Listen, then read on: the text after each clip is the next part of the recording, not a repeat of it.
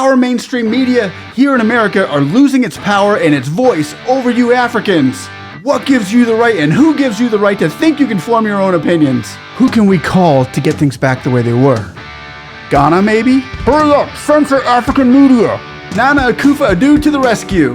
What's up, ladies and gentlemen? It's good to see you today on the Speak and See Show. Please like, subscribe, and click that notification button so that when we get information out, you can get information in. That's out of the way. Ladies and gentlemen, this is not misinformation or disinformation, which is what they're after. They're after your censorship. As we've seen, African Stream just canceled for, I don't know, I guess they're supposedly Russian, or just information that the media, the mainstream media of the West does not want you to have. I don't know. I thought it was a good show. But anyway, I would like to say that this is not misinformation or disinformation. This comes right from the joint, right from the Department of State. On October 3rd, U.S. and Ghana security dialogue. This is concerning. This should be concerning to anybody over in Africa right now, because this looks like it is going to, it's going to be a big thing over the next couple of years. Ladies and gentlemen, hunker down. You're going to be seeing a lot of shows being canceled. I hope I don't get canceled. I'm just reiterating what they have just come out and said. It's all over the news. Well, it's all over their news. Anybody who wants to dive deeper into politics, they can find it. But most people don't want to dive too deep, so we do that here for you. And I don't want to say that we're exposing them, but we're kind of shedding light on the subject. I don't know how to say this without getting in trouble. I don't want to get in trouble. Yeah, we're exposing them. It's really not an exposing of it, but it's probably showing a lot of people in Ghana and over in Africa what is getting ready to happen to you. So please, once again, like and subscribe. Here we are. The joint statement on the October 3rd U.S.-Ghana security dialogue. Can't get in trouble for reading this, right? It says the text of the following statement was released by governments of the United States and Ghana. So, their words, not mine. And I also have an interview to show you with a conversation of the U.S. Deputy Secretary of State Kurt Campbell, who mentioned this to another gentleman, same exact thing, almost a little bit more extreme, actually, in the interview that I'm going to show you. But let me read this to you. Firsthand, first note says, of the following statement was released by governments of the United States and Ghana. So this is going on behind closed doors, but they let the paper out in the open for us to see. Finally, some transparency. I'd like to see what's not transparent, but that's okay. We'll take what we can get, right? Begin the text. The United States and Ghana convened in a joint security dialogue today in Washington, led by the U.S. Deputy Secretary of State, Kurt Campbell, and Ghanaian Minister of National Security, Albert Kan Dapa.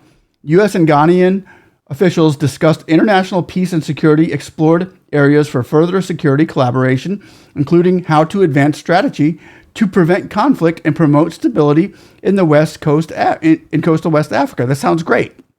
That sounds good.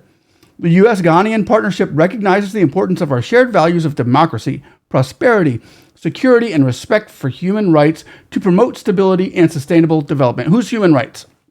Whose human rights? First of all, I just like to know, when you say respect for human rights, sounds great. But whose respect for human rights? Does Ghana have their own laws on human rights that we don't respect? That America does not respect?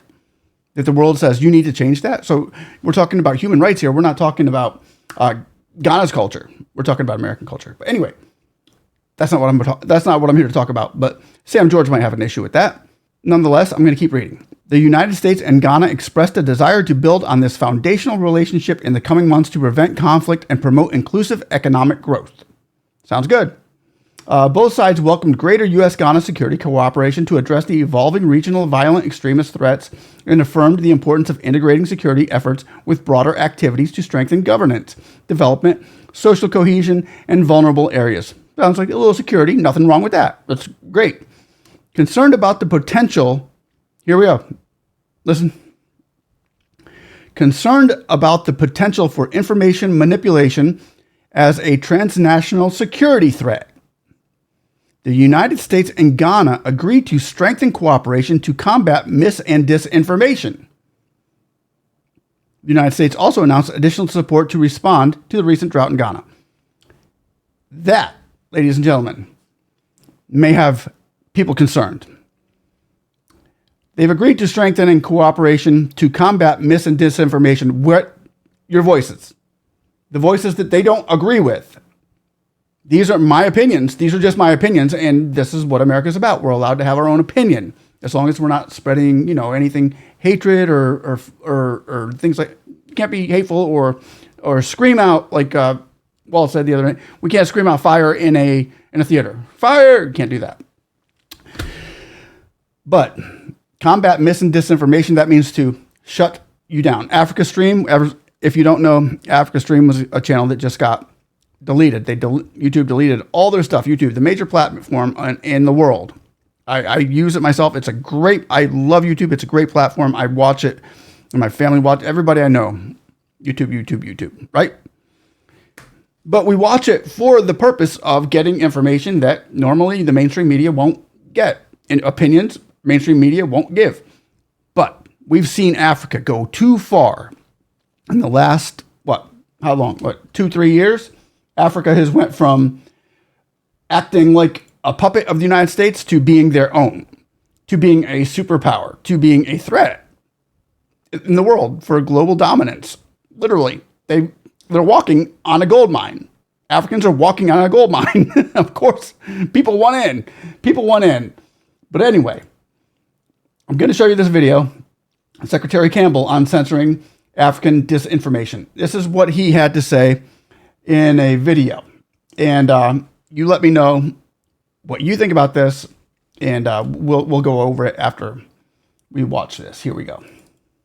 Along development corridors, when the president visits Southern Africa in a couple of weeks, he will underscore that approach in Angola, in particular, the so-called Lobito corridor.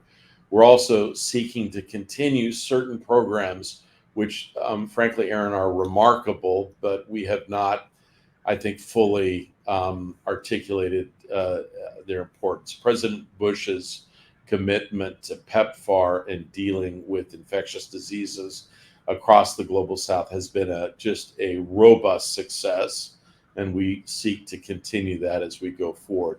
In truth, some of the things that these countries are looking for, big stadiums for sports, leadership houses, and things like that, that China provides, that's not what we're in the business of providing. We're much more about wherewithal for the people. If you look at our projects, they involve a huge amount of local training, what we call skilling, to bring people more into the work stream of the host country.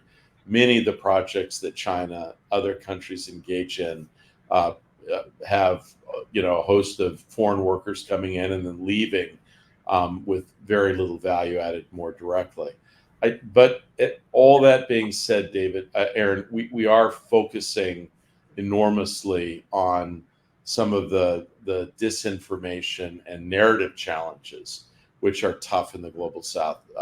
Questions about American, standing, what we believe in, and that's obviously influenced by the Middle East and other challenges that we've faced. I would just underscore that the next administration, this is got to be front and center, is thinking constructively, again, with allies and partners, about how to step up our game in the global south. And that's it.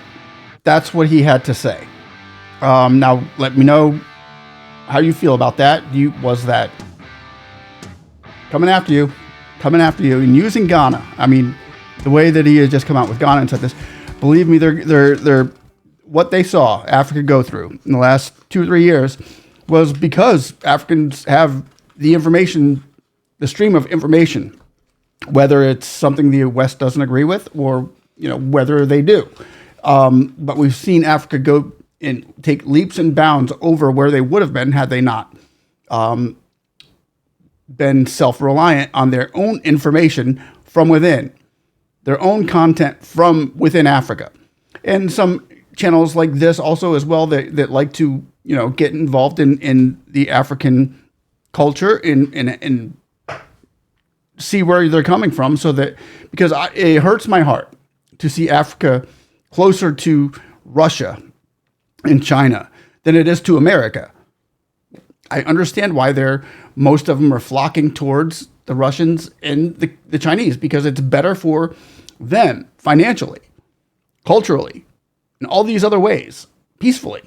We've seen Russia go into Burkina Faso and Sahel, and it seems like they've done a better job than America and France did, and they did it within a year. They took care of what America and France couldn't do in 20 or 30. I mean, where's the misinformation there? There's not. Look at Traore. But anyway, I need to get this out there because right now, the big talk on the Democratic Party in America is misinformation, disinformation, censor. They can't censor on Twitter anymore. They can't censor a sitting president. If they can censor a sitting president, trust me, they're coming after you. He just got in the way. He's just getting in the way. I mean, somebody who wants to take down the global government system like Trump is bad. Anybody who doesn't like the system is bad. But when can people admit? When can we say we think the system's broke? It's broke and it's been broke. It needs to be fixed or dismantled completely and put back together. That's my thought on it. It's just my thought. Maybe it's working better than I realize. I don't know. Like I said, it's just my opinion. But the greatest opinion I can give you right now is trust in the Lord Jesus Christ, trust in Father, trust in God on this, and see where He brings you. Keep Him in your prayers, ladies and gentlemen. And there's nothing hidden that will not be revealed. There's nothing hidden that will not be revealed. And right now, revelation is taking place across Africa.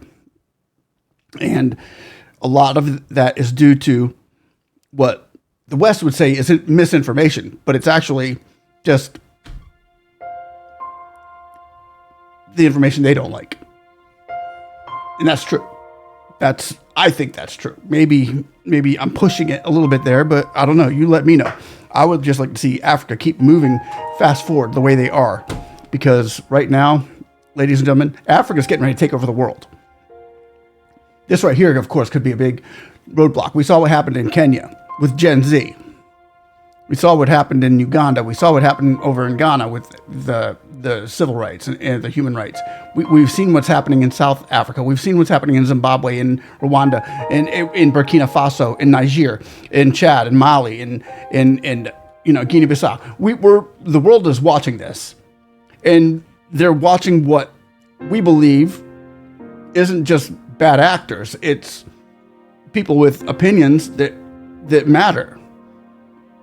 I mean, we listen to Wanjigi, then we listen to Ruto. It sounds like Ruto is in the system. It sounds like Wanjigi is like a Kenyan Donald Trump who just wants to dismantle it all and throw it all to the curb and start from scratch and say, I got a better plan here. Let's try this. It's going to work. We're going to show you how to spend our money correctly and make everybody's lives better. I don't know. That's just my thought. Ladies and gentlemen, let me know what you think. Please like, subscribe, and click that notification button. And when I get this information out, you will get it in. Hopefully. Hopefully, right? Thanks for watching. We love you all. Whatever. It's all one love here, brother, sisters out there.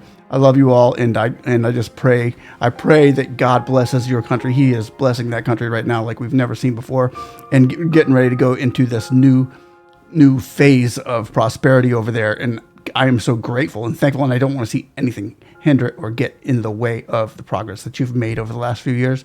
And this looks like a stumbling block to me, but let me know what you think down below. God bless you. Love you. We'll see you on the next one. Bye-bye.